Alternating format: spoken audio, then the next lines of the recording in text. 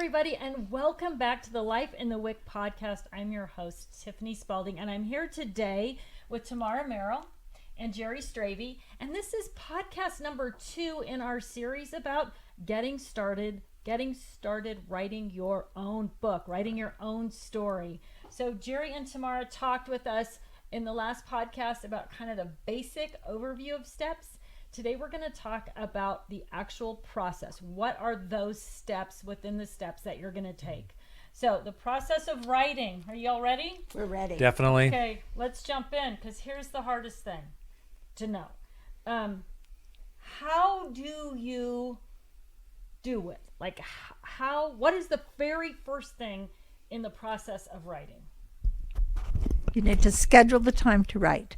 You need to say to yourself, I am going to do this, and then you need to be consistent.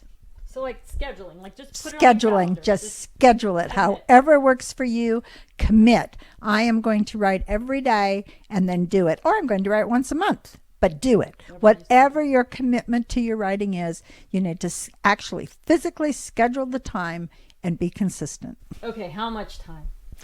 Depends on how much time you have in your life.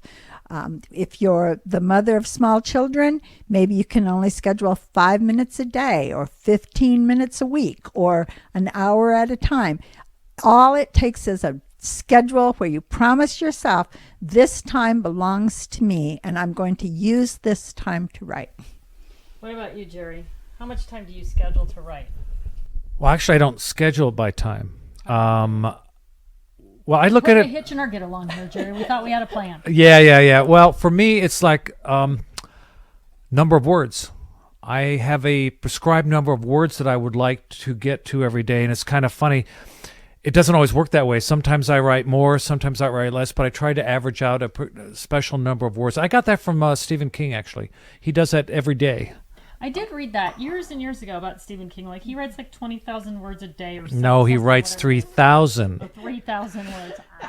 So he starts at 9 in the morning and he hopes to get done by 11 or 11:30. And if he isn't finished by that time, he has to continue writing before he can go out and run errands or go play or whatever he's going to do, right? Okay, Yeah. so 2 ways to do it. You Right. can block off time, a little bit, lots of time, whatever it is, or you can set a goal for how many words Right. you're going to get down in a day or over the course of a week or however. So That's right. time or word count. Okay, so that's your first thing. When you're talking about the time, and you asked me earlier how much time it's up to you, I personally schedule 2 hours a day. The first 2 hours of my day is when I write. Okay, so that is the question, I guess. So if you're going to write for 2 hours, or if you're going to write 3,000 words and it takes you about 2 hours, how do you keep yourself focused for that entire time? Especially because if you work from home, it's really hard. You're like, I could start laundry, I should go get the mail, or I could do this. So how do you actually, are there any tricks to buckling down? I think the trick is you resist the impulse. You have to keep your seat on the chair. You will not write if you're out doing the laundry. The laundry actually can wait until your time or your number of words are up. If your baby's crying, okay, you might have to get up and go do something. But you consistently need to allow yourself to have the amount of time you promised yourself or the number of words you promised yourself.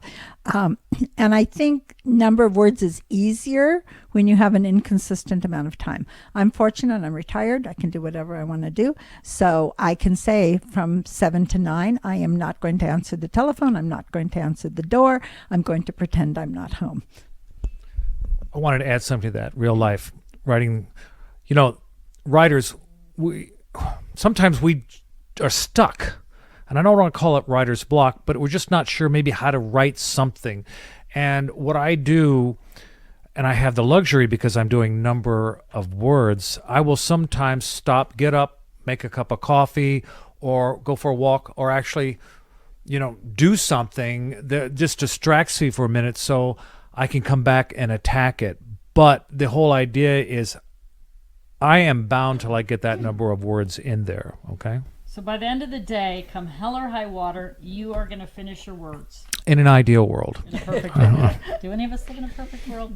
No. I think this is a perfect world here, right? This is a perfect world. Yeah. Maybe this is a perfect world. along those same lines, I trick myself. So when I finish writing for the day, I write the next line of the next thing I'm going to write, and then I go away. And when I come back in the morning, I read what I wrote the day before, and I know exactly what to finish that paragraph that I started. So I trick myself into having a kickstart every time. Perfect. All right, good. So it's interesting. Also, I've done some reading about motivation, and for certain people, going outside is a really, really important, kind of what you were saying, like I'm just going to step away and come back. So one of the keys, it sounds like, is knowing yourself. Like, what works best, just because something works best for Tamara or Jerry, you may need to modify that to something that works best for you. And sometimes getting outside, they call it a green fill up, actually, in the book that I was reading, like it's just kind of a refresh for your brain. So, okay, so you're going to schedule your time. And then what are you going to do? What is the physical process? What happens next? Well, now you need to start actually writing something during that physical time that you're sitting there, because otherwise you're just sitting there. So I have an idea for a book, and my physical process is that I get this idea, and I carry around a journal all the time. Everything I have, there's a journal somewhere on my person. And so I start jotting down things in the notebook, and I write my plot in the notebook, not word for word, not what's going to happen from the beginning to end, but the overall general outline of this plot. And then, as an example of that, we talked about it when we were prepping for this. You talked about... so sure. The last book I wrote was Just One More. And I knew that I wanted to write about a female serial killer who talks to crows. And that is the whole story idea. The second part of that story idea was an old nursery rhyme, one I love, two I love, three I love, they say. And I thought that I was going to write to that nursery rhyme. So in my plot book, I have that whole nursery rhyme written down. And so she was going to murder 13 times following this nursery rhyme. And that didn't work. But it is the first in my plot. And all throughout my book, that nursery rhyme kept my plot on track, even though I ditched the nursery rhyme along the way. But because I knew that that was the plot, I also knew that the number one character was going to be a girl named Harriet, and she was going to be 9 years old when the book started. So I started, skip a whole bunch of pages, because I like to keep the plot together and the characters together. And I have a third section for scenes, like places where it takes place. But so I flipped to the character part, and I wrote Harriet, and then I went on the internet and I looked for the worst last name. And so if this is your last name, I'm very sorry, but the Google search came up with the worst last name was Blim. And so Harriet's name is Harriet Blim. And that page for Harriet simply said she was 9 years old. Okay. Then I started writing the book.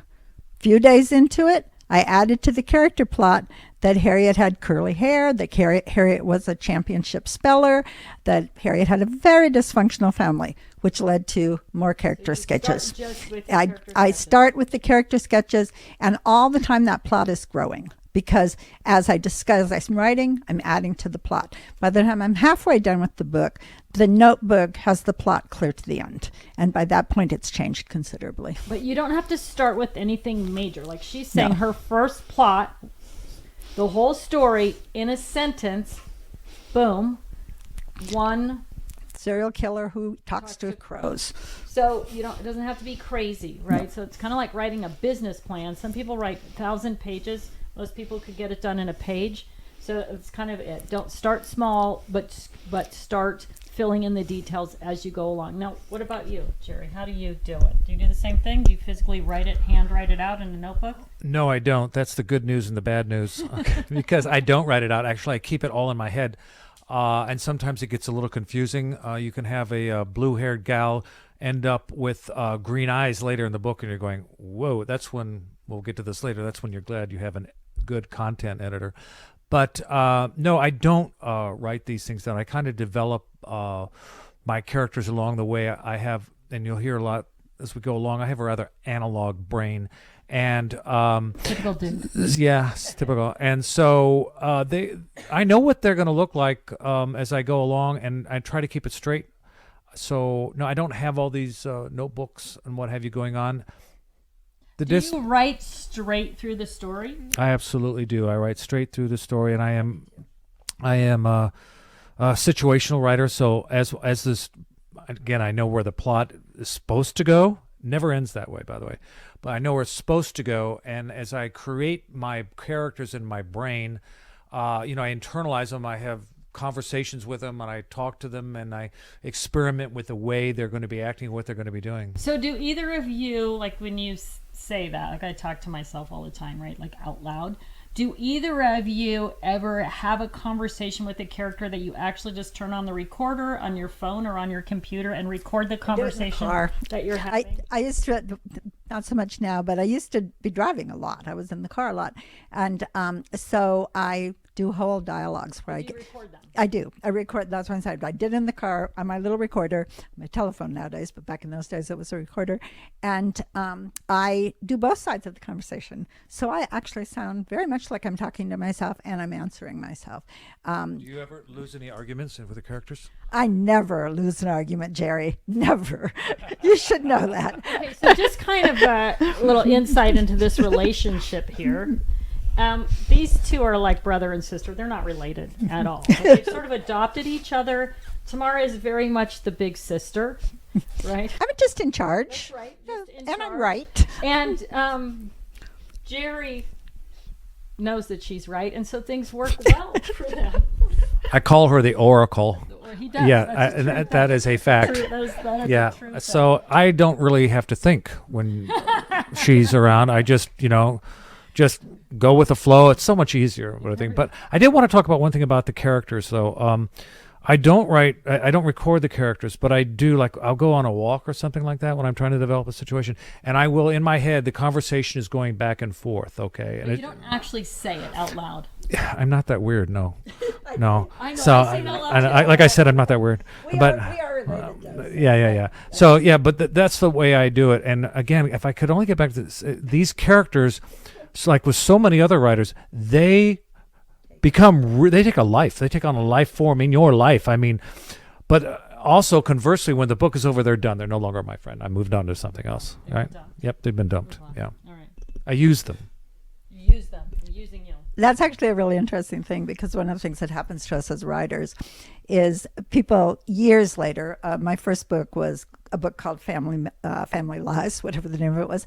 And people will say to me, so why on page 32 and I'm thinking, who? What are you talking about? I don't remember who you're talking about, which is kind of embarrassing. But it for a while, she's my daughter, so I probably shouldn't say this out loud. But for a while, your characters are more important than anything else in your life. When you're at the point of your book really rolling, they're your best friends. They're your worst enemies. They're the people they're in your life every single minute. And you can be doing something else. And there's this little piece of your brain going, so I wonder what Sylvia would do right now. I bet she's, it's just weird how it is. They're more real. We're not actually schizophrenic, but they're more real than reality. All right. Okay. So I want to say one thing. we got to move on. I know we do. Quick, Okay. quick. I just finished a book, and it's going off to the editors now. I have another book, and it's always in the back of my head, this next book, okay, what's going on? It never leaves you. So be prepared. If you start writing a book, you may have this mental disorder that they've got.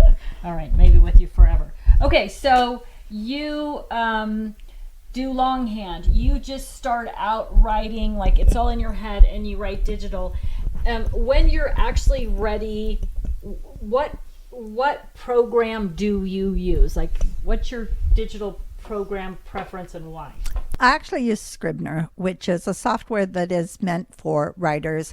It is meant for all types of writers, screenplays, stage plays, nonfiction, fiction, and it has different sections in it to use for each kind of writing. The reason I like Scrivener is, first of all, I'm computer literate, which also helps. See how this goes?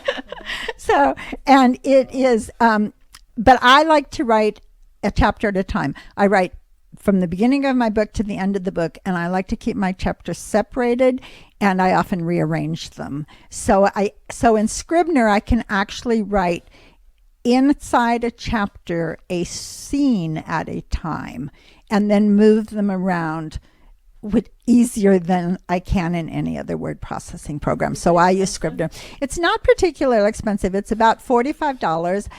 If they're Annual or no, it is one-time pay, and it's on both Macintoshes and PCs. And the other piece of Scrivener that I really like is when I'm done with the book, I can push the file, format, and have it ready for publication. So it's all one step. Do you use Scrivener also, Jerry? I tried it. I didn't like it. Tried What it. do you I didn't use? like it. I just use my Word program inside. Why do you think you like Word better than Scrivener? Because Word is more closely associated with my analog brain. It's just Scrivener. Well, I think it's a marvelous program, and I have tried it, and I was really excited about getting into it. I thought it could do all these wonderful things. That is not the way I think. I don't write one chapter at a time. I march forward and go through it. So for me to have to go back into Scrivener and organize everything and adapt to the way they do things would slow me down, and I would get. Do you write your whole book in one document? I write my whole book in one document, and so. Now, there's advantages and disadvantages to it. I wish I could use Scrivener. I don't think that way, okay? So I do, and I encourage all of you writers out there, do what works for you. Go out there, associate with people who are in the industry, but then do what works for you. That kind of goes back to what you were saying. If you, before we talked about your support groups and meeting other groups in Right. the industry, it gives you an opportunity to just ask people and then kind of try things out. What is going to work best for you, and you can probably switch it up in the middle, right? Oh, absolutely. So if you started Absolutely. Word, would you Yep. go over to Scrivener? You certainly can. And if you are a Macintosh person, you write in Pages. It makes no difference. We just both happen to be Microsoft people. But Pages works exactly the same way, and you can switch it up at any time. Okay, good. Okay, so you've done all these things, and now the next thing is finishing the book, right? What does that mean, finishing the book? That's my question? Oh, my Get gosh. the hard ones, Jerry. Okay, so finishing the book. Type the end. The end. Well, Committing to the fact that you're done. I mean, is it hard to commit to the finish? Is it like what? no, it's not, because I know I'm there. All right? It's like, There's nothing else rattling around in your head. no, that's a good point. I mean, there really isn't anything rattling around my head. You know, okay. Most of the books I write around 80,000 words. I know when I'm hitting that 60,000 word mark, it's time to start pulling this together. This comes back part to writing to market. Most people don't like big, thick books, okay? And it's changed over time, okay? But they would like to have a manageable book. And I know I'm at 60,000 words, and if I'm writing to market, I need to move this thing along, right? So I know the end is coming, and I just start pulling it together. Now, I may end up with 95 or 100,000 words, and then the editor's going to come in there and strip some of it out, okay? That's okay, all right? Okay, so- But you just know. You're going to finish, and then you're going to send it to editing, and they're going to strip it. Then you're going to send it to editing, and then they're going to send it back, and then you're going to edit again. And then you can say, I'm finished with this book. Okay. So you finished your book. What's the next step? How am I going to publish this book? What do I actually want to do with this book? Will I go traditional? Will I go self-publishing? Am I printing 7 copies, or do I want to go wide? Okay, so when you say, how will I publish, traditional or self-published? So what, tomorrow? Okay. What does that mean?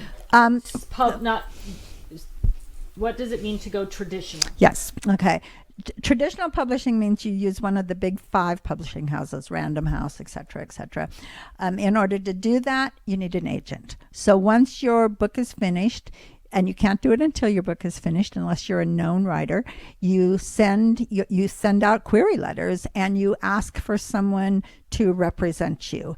And when you find an agent, they send your book to the traditional publishing houses and find a publishing house that wants to buy the book. And there are lots of pros and cons for why you would go traditional versus self. But the pros and cons in traditional publishing is that when you finish your book and you sell it and you get that advance, you've lost control of your book. They then do all of the editing for you. They choose the cover design. They always change your title. It becomes their book. The good thing about the traditional publishing is there's gravitas behind that. So you have their marketing arm, you have the insignia on the back of the book. It is easier to sell to libraries. It is easier to get big name interviews. So those are probably the biggest reasons to go with traditional, with the added caveat of that agent who will help you market and will get you on talk shows and will market your book because she gets paid by how many books you sell. Okay. So then the other option is self-publishing. So I have a question for Tamara first. okay. My question is, what percentage of authors get agents that get published by major publishers? Oh my Lord, it's so small. I don't know. It just came out. It's extremely small though. They get agents. Yeah, they get agents. Like maybe less than 1%. Probably. You know, it's so the real world is you are going to self-publish more than likely, okay? And there are a lot of advantages and disadvantages to that, but I like the advantages as much as anybody would. It's like, number one is you remain in control, okay? A lot of us become authors because it's our baby. We want to do it. We want to control it. And you get to do that with a hybrid. But with that comes a heck of a lot of responsibility, okay? Huge amount of responsibility. So, you know, and we're going to talk about that process a little more today, and then again we're going to talk about the marketing, what have you, but it's all on you, okay? Back to your writing becomes a lifestyle, because I got to tell you honestly, the easiest part for me is writing the book, okay? It's whatever comes next that is difficult. So again, like Tamara said, you lose control of your book with the big publishers, but the opportunity there is for a lot of money, but that's only for a very small percentile of people. So I like also about the self-publishing is the fact that I learned so much, you know. Right. It's just absolutely amazing what you learn. Keeps your brain going, and again, you have more control. It's expensive to self-publish. Honestly, you can spend anywhere from $3,000 to $8,000 doing everything you're supposed to do. Okay, a little more than that. We don't want to scare anybody away. We have another podcast coming out. We should tune back in. But I would say that I honestly spend somewhere between $5,000 and $8,000 doing it properly, and most of that is caught up in the editing, and the rest of it is in the marketing. But again, it's very fulfilling, and it's the way that most of us have to go. So, you know, climb aboard, self-publish. Okay. I want to say one of the biggest pros for self-publishing is, surprisingly enough, you actually earn more money, because when you traditionally publish, yes, they give you a nice little buying advance. They bought the book, you get your advance, but you don't earn any more money until all of the costs are paid off. And your royalty is a smaller percentage of those $5 that are out there to split up, you know. It is incredible. I was reading up not that long ago. My mom and I were talking about this idea for a children's book, and I started looking into that, and it's pennies. When you work with a major publisher, you get pennies for every book that's sold, and when you sell your own, you set the price, and you know what your marketing budget is, and so there's all those things. Okay, so we've chosen an agent, or we're going to self-publish. We finished the book, and now there's something called a content editor. If you don't have a traditional publisher, before you can actually publish this book yourself, you need content editing, because a content editor is someone special that reads the book in a special way, and they are looking for every possible fallacy. They write a big report while they're doing it. They compare the blue-eyed lady to the green-eyed lady to make sure that they all match up. They get the names right. My first book I called Heathrow Airport Heathrow at a time when it was still called Gatwick, and it catches mistakes like that, which you really want to catch. So you hire a content editor. The content editor can be yourself. It can be your friend. It is best if it is not yourself. It is best if it is not your friend, because it needs to be somebody that is not familiar with the book, that will in fact comb through it and find all of the errors. So Jerry, you talked about the cost of publishing, and you mentioned in there that it was a content editor. What can someone expect to pay for content editing? Well, it depends on your content editor, but I'm going to preface that by saying first is when you find a content editor that you like, hold on to them. I mean, it's difficult to find someone that you can really mesh with and work with. So that's very important. Find one, keep them if they're doing the job. As far as cost, I've heard as low as $1,500. I've paid as high as $2,500, but it's an investment, and it's a very worthwhile investment. The content editing there's different ways too. They can do it. Some people hire a content editor and they will just do all the work and send it back, and this is what it's going to look like. I don't do it that way. My content editor and I go over every single change they're recommending, and we decide why. And most of the time I go with it, or if I don't go with it, we have to make some changes elsewhere in the text where it is going to justify keeping the change, where it all comes together. Yeah. Okay, good. So, What was that? what was that? Something weird is going on. Excuse here. me. Okay, so you've got your content editor going, and then the next thing you have to do is rewrite again. Ugh. Rewrite. But while you're doing this final rewrite, you're all the time thinking about, am I getting the punctuation correct? Am I doing everything? And all of these editors, you're paid by the hour. So as you're doing this rewrite, I use a program called ProWriter's Aid. There's another one out there called Grammarly. And so I am checking my writing to see whether or not it's going to pass the last edit, which is the line edit or the copy edit. So then would you say that it's a good idea to use Grammarly or ProWriter's Aid, like you write by the chapter, at the end of every chapter, so that when it goes to your content editor and the copy editor, you've already done a lot of that work? Yes. In my case, I don't leave it till the end. Even if you're leaving it to the end, one chapter at a time, they get overwhelmed. If you have 85,000 words versus 1,500 words, obviously you can the Grammarly can edit 1,500 words quicker. So that's like one chapter.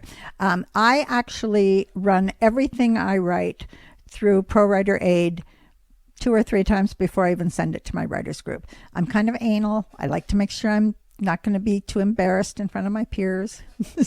What about you, Jerry? What do you do with your grammar, your copy editing before it goes to the copy editor? Nothing. That's pretty much true. I don't. I do review it. I really hate grammar, okay? It's evident. It's very, very evident that I hate grammar when you look at my manuscript. But one thing that I do that is very helpful is called read aloud.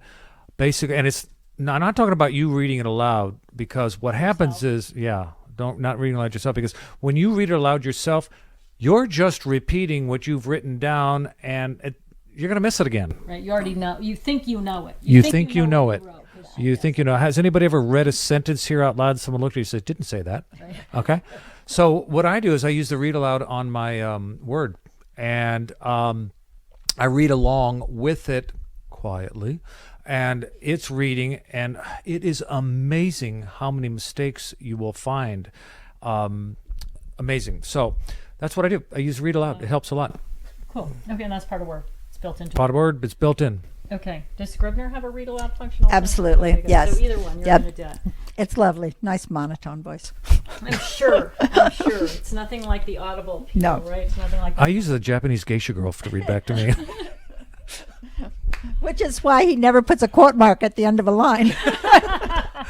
Periods are flying all over the place. What's going on here? Okay. So, the process of writing. Schedule writing time. Tamara does it by hours. I do it by the amount of time I'm going to give. Jerry does I do it by word count. Okay. Once you do that, then you start actually writing the story. You can do it like Tamara does. I plot longhand and I character outline longhand. Jerry. I just go mental and just out it goes. Okay. And then you choose what program you want to use. Yes, use a word processor. Doesn't matter what one you use a word processor.